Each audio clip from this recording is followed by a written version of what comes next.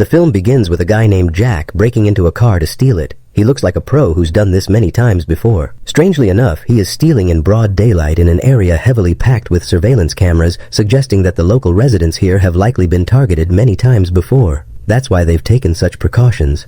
Anyway, Jack opens the car easily without being seen and starts searching it, starting with the radio. Finding nothing else worth taking, he tries to leave, but to his shock, the door won't open, and it suddenly seems that he is now completely trapped inside. He tries the other doors hoping one might open, but it's no use.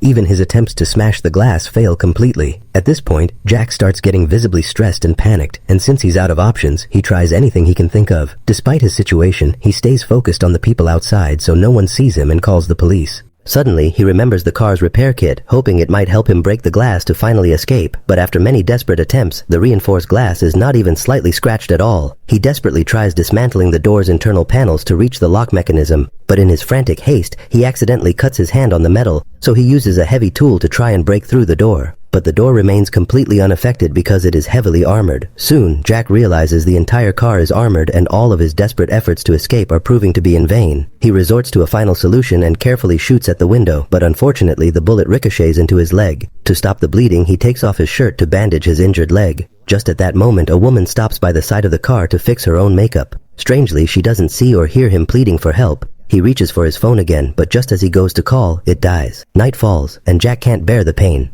He sleeps in the car until the next day, in the same state, without a drop of water. Giving up all hope, he puts the player back in and plays some music to help forget the desperate situation he is in. A few minutes later, he tries the door again to break the lock, and in that moment, he receives a call from the owner. After hesitating for a while, Jack finally answers. He learns that the car owner's name is Dr. Sam, who informs Jack that he has been robbed 28 times before, and Jack's terrible luck now unfortunately makes him thief number 29.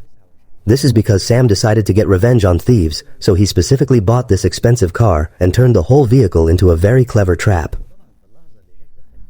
Of course, at the very moment Jack entered the vehicle, Sam received an instant alert on his phone and locked all the doors so Jack couldn't escape, revealing that the entire car is now fully armored, except for the fuel tank. If he wants to get out, he has two difficult choices. Either break the fuel tank and blow up the entire car, or do absolutely everything he is being told to do if he wants to leave safely. The glass is tinted, soundproof, and bulletproof, meaning he is completely isolated from the street and no one on the outside of the entire vehicle can see or hear him.